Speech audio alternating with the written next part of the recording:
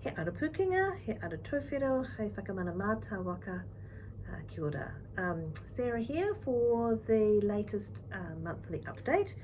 Two main things on the agenda today. One is to remind people our annual CPD audit is starting soon. It is not everyone, however, so we will be contacting you, and if you haven't heard from us, you have not been randomly selected.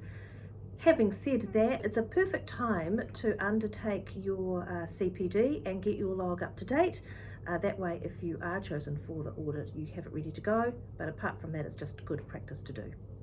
A reminder that you need 20 hours of CPD each year, and that you've critically reflected on your learning, and that one of those has to relate to competence 1, competence to work with Māori, and that they're also linked through to the other core competencies. If you are a supervisor for someone being audited, you are asked to cite and sign off their CPD log, and we really appreciate your taking the time for that.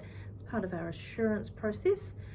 We are only asking 5% of the total register, so it's not a huge number, but with 11,300 people on the register each year, that number is going to get a bit bigger.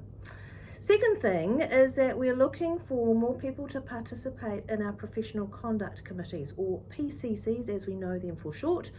For those of you that don't quite know what that's about, when we receive a complaint, if it's judged to be of a serious nature, it goes off for investigation. That happens outside the SWRB. It happens with the PCC, which is a small panel made up of social workers and lay people.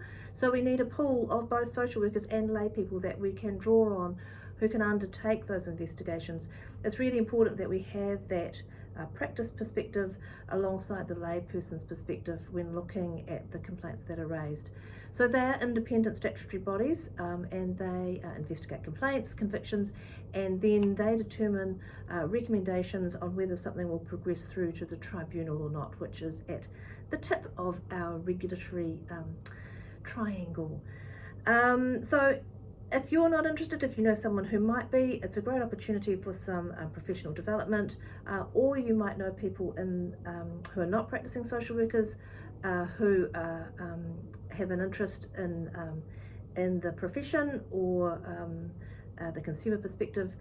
All the information is available on our website, so there's an expression of interest process available then.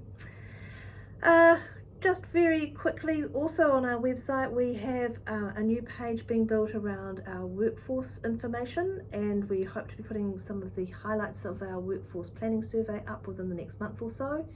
We're also very pleased to be hosting our next Te Kāhui meeting as we talk to them about our work program, and they can cast their eye over that and give us some advice.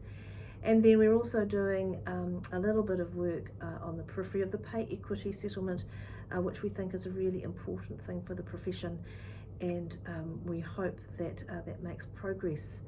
So that's it from me. I think, as with many of you, I'm hoping for smoother, calmer, warmer, clearer weather so that we can recalibrate ourselves and set ourselves towards spring and the summertime.